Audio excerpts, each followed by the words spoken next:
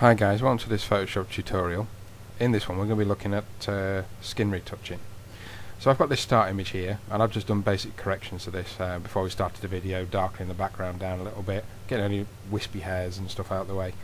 So the first thing we're going to do is Control J to make a copy, and this copy I'm going to rename Healing. I'm not going to spend much time on this because I think most of you already know the basics on this. So the three tools we're going to use is the spot healing, the healing brush, we may use the patch tool, and your clone stamp tool is the other one. So on the spot healing tool, Photoshop is going to select the pixels for us. So I'm going to zoom in to around about 100%. I'm going to increase the brush size to just slightly bigger than the area you wish to heal. The spot brush is a good tool, it does a good job. The problems that come up from it is usually when people use it on too large a size, and then the changes it makes are a little bit obvious, which is why I do this on a different layer, because if those changes are too strong you can actually reduce the opacity of the layer, so the healing properties of your cloning that you're doing can be reduced so it's not quite so obvious. So I'm not going to do a fantastic job on this, I'm just doing enough to show you the tools more than anything.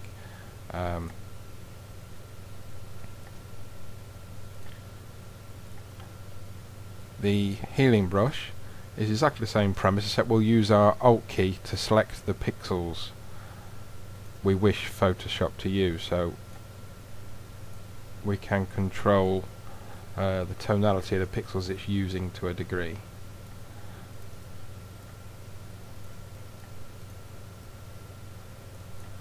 Like I say, I'm not going to do a great job of this, I'm just going to get the worst of it out of the way and progress with the rest of the tutorial really.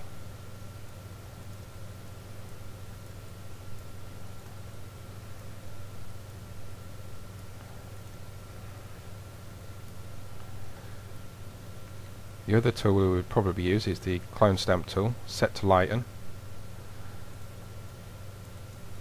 Drop our opacity way down to around about 8 or 9%, and any areas that are a little bit dark I'm going to sample pixels from the side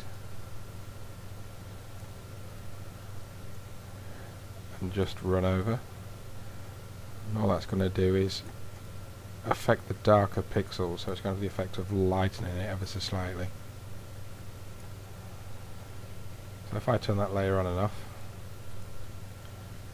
you can see the changes that we've made, and you can see the area here that's got a little bit lighter. This isn't the best of pictures to use, but that's the very reason I've used it, to be honest. What tends to happen is when people do a lot of these retouching videos, they use pictures where the models are pretty much perfect. You know, they're professional models, full makeup, they've got great skin to start with, and it's kind of detracting from the tutorial a little bit, because most of you are going to be shooting real people, and people are flawed, you know, we all are, that's part of who we are, so you just have to accept that that's the way it is.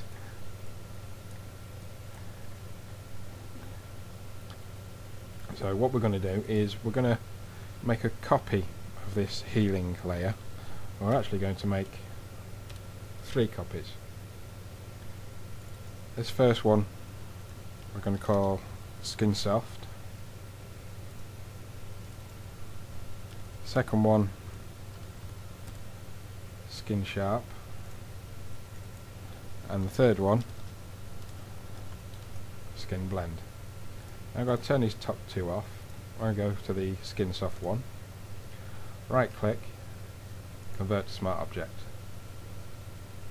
Now I'm going to go Filter, Noise, Median, and I'm going to go for somewhere around 30 pixels.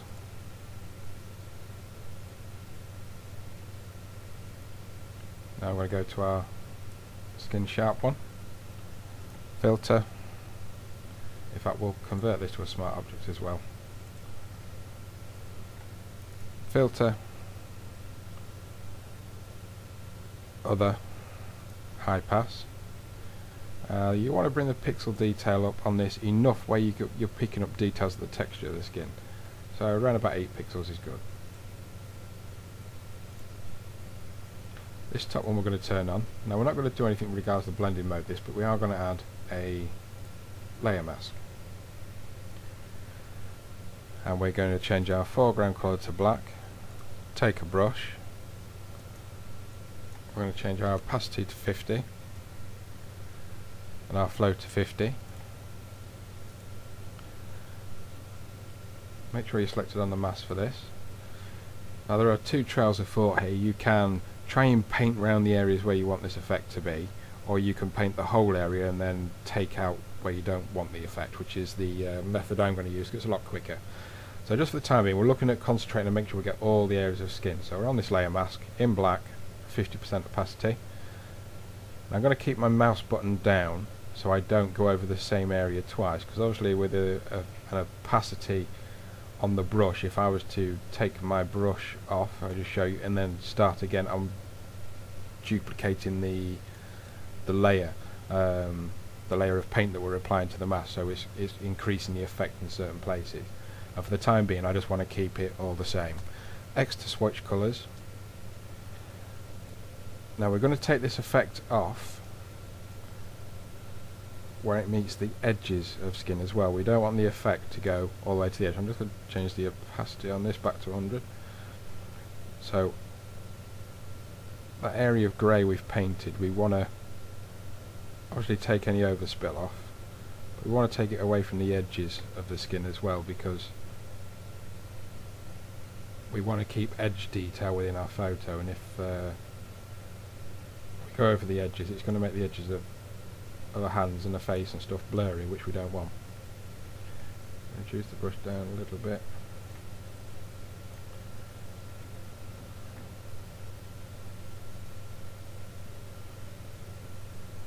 Around the lips.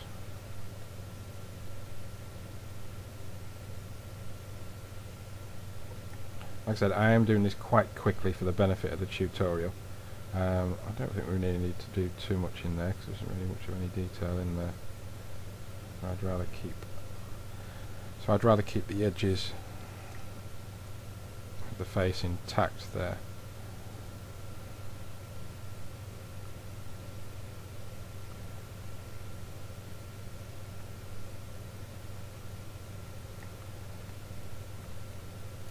You're obviously going to do a lot better job of this than what I am.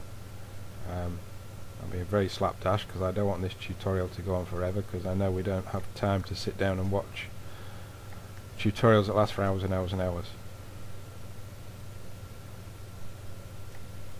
Don't forget the eyebrows. The other place to look out for, it's not too bad on this, but it'd be like the areas of the nostrils and stuff, because this effect does tend to have a weird funky effect on hair of any description.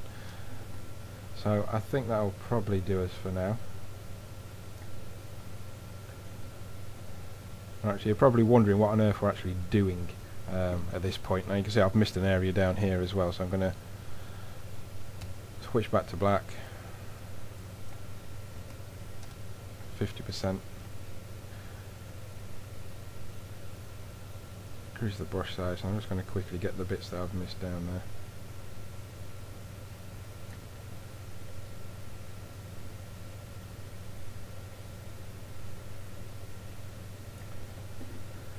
Okay, so we're going to go to this skin sharp layer. We're going to change the blending mode to overlay. I'm just going to zoom in here so you can see what's going on. If I take the opacity slider for the skin sharp layer and move this down, you see how the details of the skin disappear. When I move it up, they're retrieved again, they come back. So I'm just going to put this somewhere around 51% for the time being and go to the skin softening layer. If I take the opacity on this one and move it down, there's no skin softening at all there. If I move it all the way to the other end, there's quite a high amount of skin softening. So you're controlling the blur and the detail. Now from past experience, I would say that more often than not you're going to be round about 65 to 70 on your softening side, with your skin texture, obviously it's going to be different for every picture, is generally a little bit less, 5 to 10 less than what your softening is, but it is going to be different for every single picture. We move that right down, we can see it looks a bit fake, a bit phony. So we're not looking to get porcelain skin here, we're just looking for a general retouch, a general improvement. I'm going to right click on these now and rasterize them because I'm pretty happy with where they are at the moment. So we're going to take these skin layers, drag them down to a folder, and we're just going to call that skin.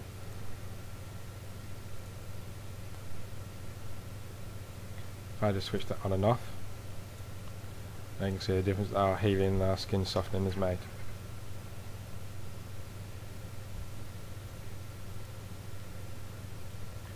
Not huge differences, they're only subtle differences, but they do make a difference, especially when you're viewing the picture from a greater distance. So the next thing we're going to look at is the eyes. So what I'm going to do, I'm going to press Shift Control Alt and E to give me a new flattened layer, which is a copy of these below. So in essence we could turn those off now.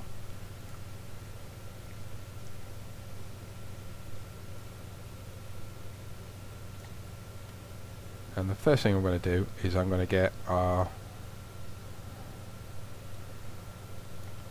healing brush.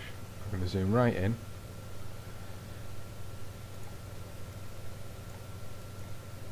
In any areas with obvious veins, I'm going to go over.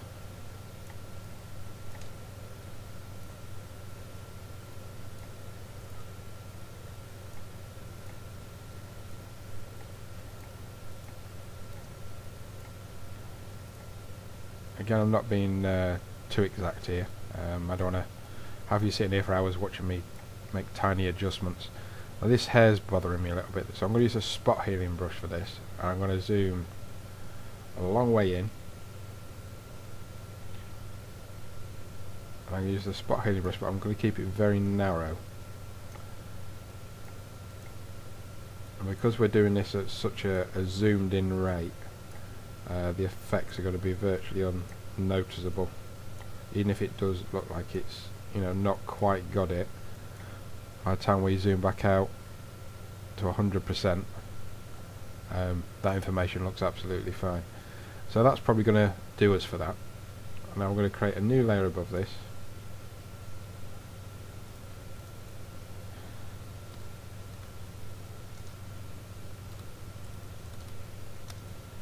Call it Eye Touch Up. And this one we're going to call Eye D&B, Dodge and Burn. I'm going to Shift and F5 and fill this with 50% grey. Change the blending mode to soft light. Excuse me, got my mouse button. I'm going to get a nice close view, and the first thing we're going to look at is the burn tool. We're going to set this to shadows 5%. Now the first thing I do, I'm going to just go in the centre there and make the centre of the eye a little bit darker. Then I'm going to take a smaller brush and I'm just going to go around the edges. Incidentally, if you're watching this, the software that you use for recording the screen doesn't always capture the size of the brush or the exact location of the brush. So if it looks a bit peculiar, like it's not doing what I'm telling you, that's the reason why.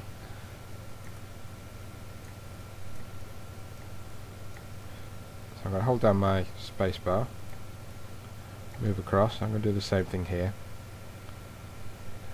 Bear in mind we are zoomed in here to nearly 270%, so it may look a little bit pixelated. That's simply because we're up so tight. Okay, I've gone around the outsides there. Increase the size a little bit. Just go around that centre. Now I'm going to change to the dodge tool. I'm going to set this to mid-tones. Around about 6%. I'm going to make a brush big enough to go around the edge of the pupil on the iris. Now, this particular photo, the model's got really dark eyes, so it isn't going to be as pronounced as somebody that had, say, blue eyes or, you know, a very light brown eye. We're just looking to increase a little bit of the contrast between the centre and the outer of the eyes. So I'm going to move across to the other side.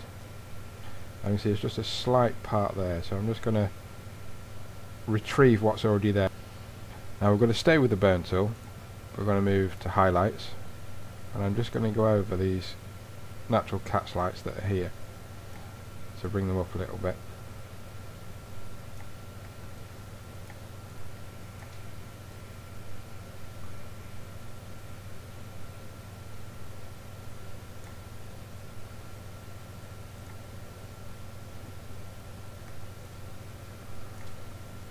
If we zoom back out and I turn that on and off, you can see the difference it's already made there. Now whilst these two layers are still visible, I'm going to shift Control E just to flatten them down into one layer. And I'll just rename that to eyes. Now we could perhaps bring up, you know, it's quite bright on this side of the eye, almost too bright, but it's quite dark on this side and this side. I would probably live with it as it is, to be honest, but what I'll do is we'll Control J to make a layer, a copy of that layer, and we'll change the blend mode to screen. Then I'll add a layer mask. Selecting the layer mask, Control I to invert it. We're going to take a brush tool, foreground colour to black, full opacity, and what I'm going to do, take a small brush,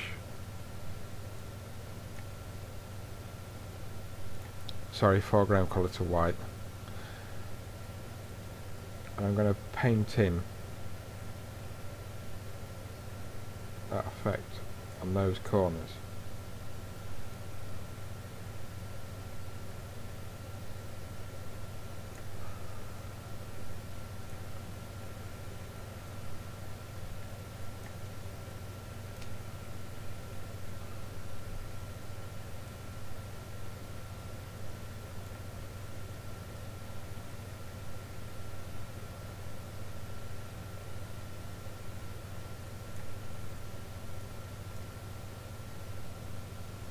Then we're going to change the opacity of that.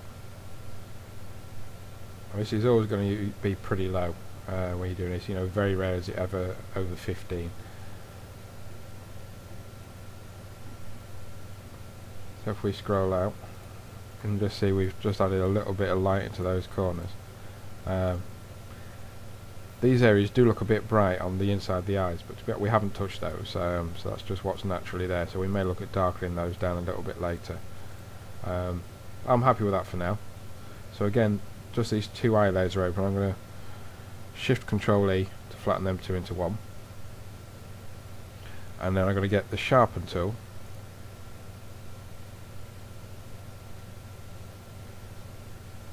Control J to copy that eye layer, and set at 50%. This is going to sharpen basically what you're brushing over. So I would going to brush over a couple of times till you get that nice glossy look without going too bitty. Now, I may have gone a bit too far on that one, so I'm just going to take a step back.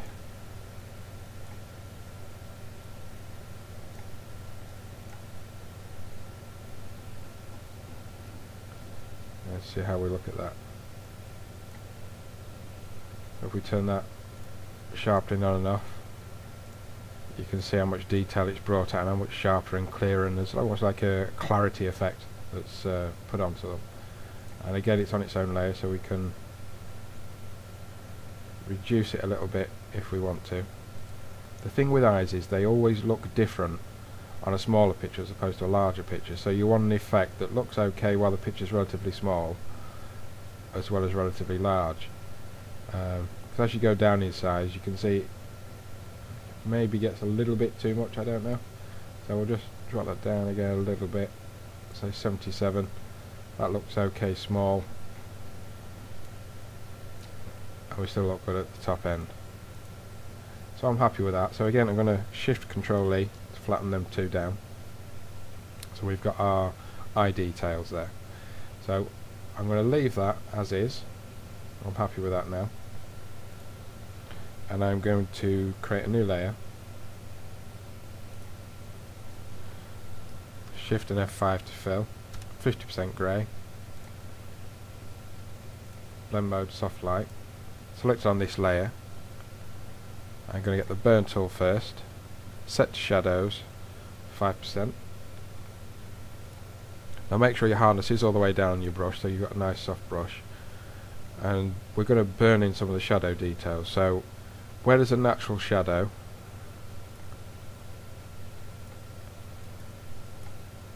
I'm going to run over it a little bit just to darken it down that little bit more.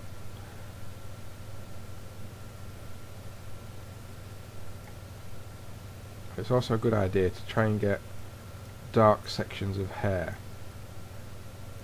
because what you can do is you can almost add like a tonal effect into the hair. It just makes it stand out a little bit more. Because we're set to shadows, obviously it's only going to be affecting the shadowy parts. It will affect some of the mid-tones to a degree. And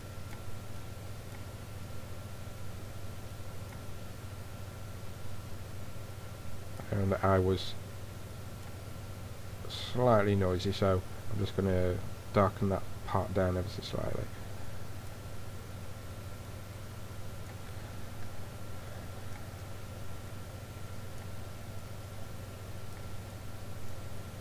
Again, picking up some details in the hair. You can actually spend quite a bit of time doing this. It is well worth doing. But obviously I'm just going to do a very basic run through for the sake of the tutorial.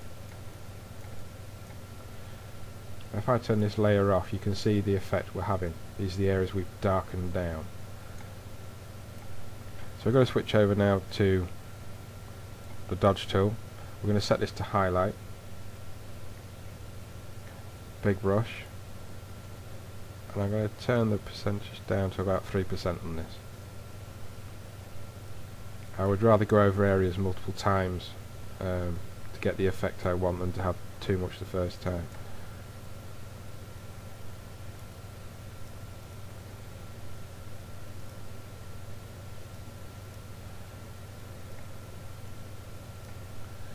And again, with the hair, we're going to pick out odd highlight details.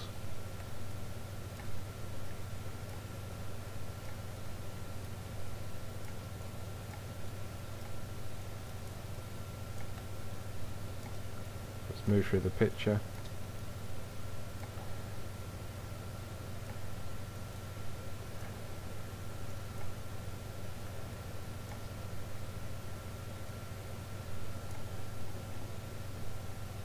If I scroll out and just turn that on and off, you can see the effect that it's had. It's just added a little extra contrast, a little extra something to add a little bit of dynamism and depth to the picture. So I'm happy with that. So we're going to call that D&B, Dodge and Burn. I'm going to go to the top of the stack, Shift, Control, Alt and E will give us a new flattened copy of all of this underneath. I can turn them two off for the time being. Now I'm going to create a new layer. On this layer, foreground colour to white, get a brush, normal, I'm going to zoom in. I'm going to try and extend our highlights or in our eyes, our catch lights, or neaten them up a little bit. So I'm going to get a brush that's slightly bigger than the catch light that's there, and a couple of dabs Same this side. And there. Perhaps there. Now I'm going to set this to overlay. Reduce our opacity down a little bit. If I just turn that on and off, you see you've just extended the highlights a little bit to make them a little more pleasant to look at.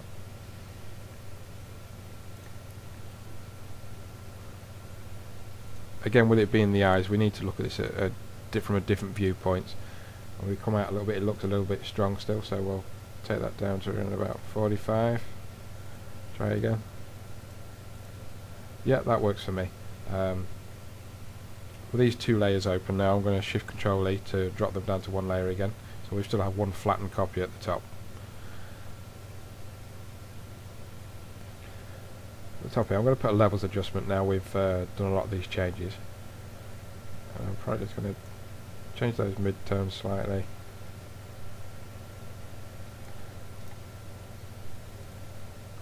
You may want to change the hue and saturation at this point as well, because all these processes sometimes add to the saturation and it gets a little bit over the top.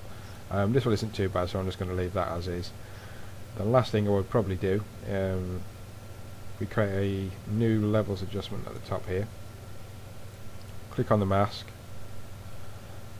brush tool, set to black, make sure you're on the mask. And what we'll do is we'll create our own vignette.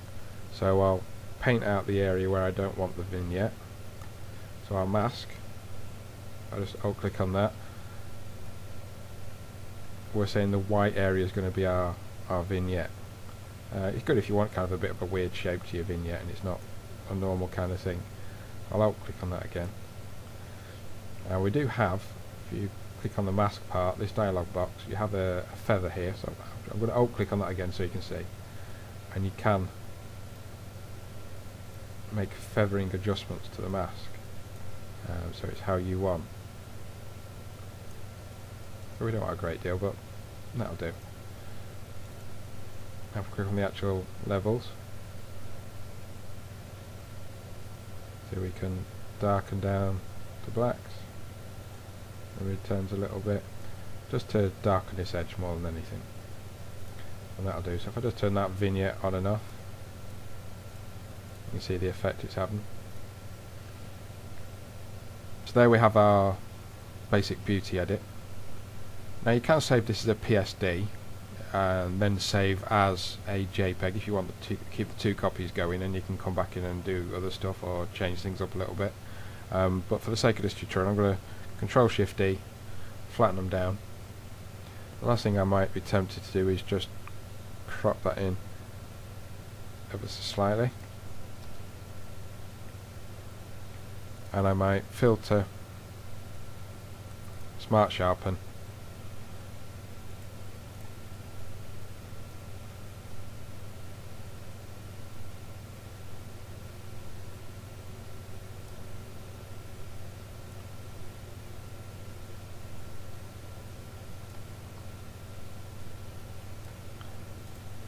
a small amount of sharpening. So if we just look at our image now, this is where we started and this is where we're to. So again, it's not a huge change, but it's enough that it can make quite a substantial difference. If we just zoom in a little bit on there, that's our start image and that's where we're to at the moment.